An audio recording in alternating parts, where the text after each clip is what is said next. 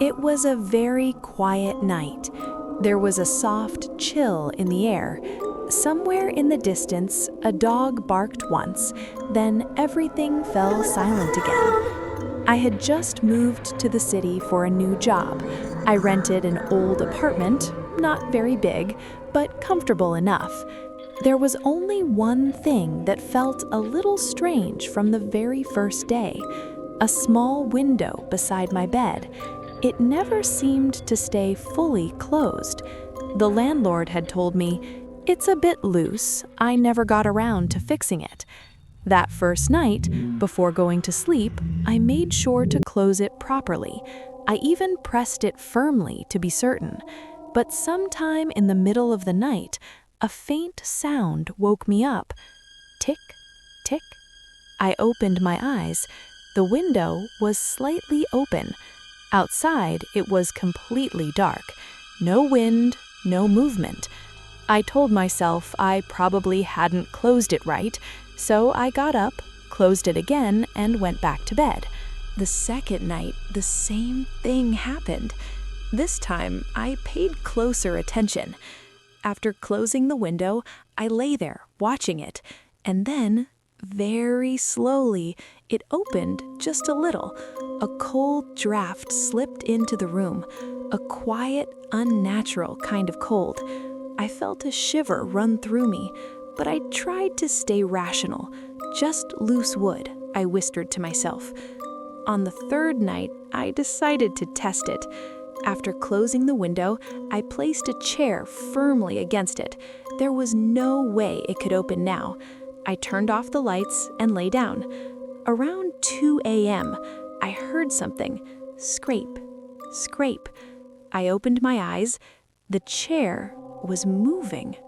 Very slowly, as if something was pushing it. Not from inside, from the outside. My heart started pounding, but my body wouldn't move. Then, a very soft voice, almost a whisper. "Open it." I froze. Someone was calling, but I was alone. "Open it." This time, a little clearer. The voice felt strangely familiar, like someone I should recognize but couldn't. I closed my eyes tightly. In the morning, the chair was lying to the side, and the window was fully open. Sunlight filled the room. Everything looked normal.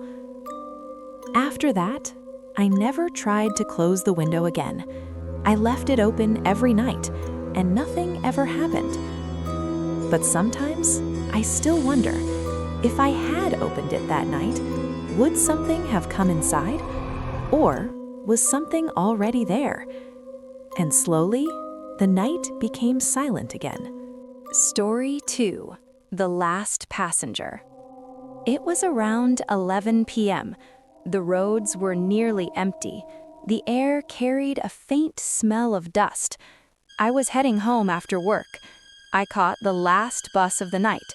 There were only a few people inside: the driver, the conductor, and maybe 4 or 5 passengers. I sat by the window. Streetlights passed one by one, fading into the darkness behind us. After a while, the bus stopped at an empty stop. No one got off, no one got on. But suddenly, someone sat down beside me. I turned, slightly startled. A middle-aged man. His face was calm, but unusually pale. He said nothing, just sat there quietly. I looked away, back out the window. After some time, I noticed something strange. There was no one else in the bus, just me, the driver, and the conductor. I hadn't even noticed when the others got off. Then the man beside me spoke, very softly. "Does this bus go all the way?" I nodded. "Yes, it does." He nodded back and fell silent again. A few minutes later, I glanced down. His feet weren't quite touching the floor. They hovered just slightly. A cold feeling spread through me. I slowly looked away. The bus was crossing a bridge. Below us, a dark river. No sound except the low hum of the engine. Then he spoke again. "I'll get off here." But the bus hadn't stopped. I looked toward the driver. He didn't react. The man stood up slowly, and instead of going to the door, he walked toward the window. And in a moment, he was gone, right there beside the glass. I sat frozen, unable to speak. When the bus finally stopped, I got off quickly. I asked the conductor, "The man who just got off." He looked confused. "What man?" I said nothing, just walked away. The next day, I heard something.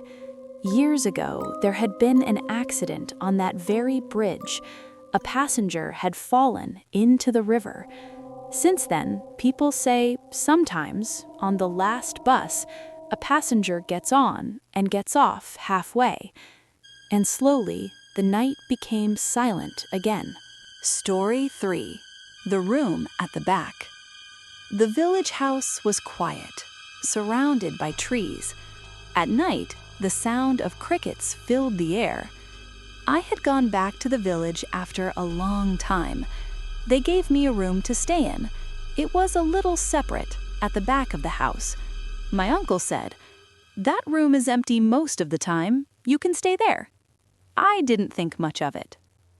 The first night, everything felt normal, except there was a faint smell in the room, old, like it hadn't been used in years. Late at night, I heard something. Knock, knock. It sounded like someone tapping on the door. I asked, "Who is it?" No answer. I opened the door. No one was there, just darkness and stillness. The second night, I was ready this time. I kept the door closed and lay awake. Then suddenly, someone called my name. Namel. I sat up. The voice was familiar, very familiar, like an old childhood friend, someone who had passed away years ago. I whispered, "Who's there?" No reply, only the faint sound of wind. The third night, I decided to keep the light on. Around 1 a.m., I noticed something, a shadow in the corner of the room. It moved, slowly, growing larger, as if someone was standing there, but there was no one. Then, that voice again. "You came back. This time, very close, right beside my ear." I shut my eyes tightly. My body felt cold. In the morning, I told my uncle everything. He stayed quiet for a while, then said softly, "That room used to be your friend's. He lived there, alone." I didn't say anything. I left for the city that same day.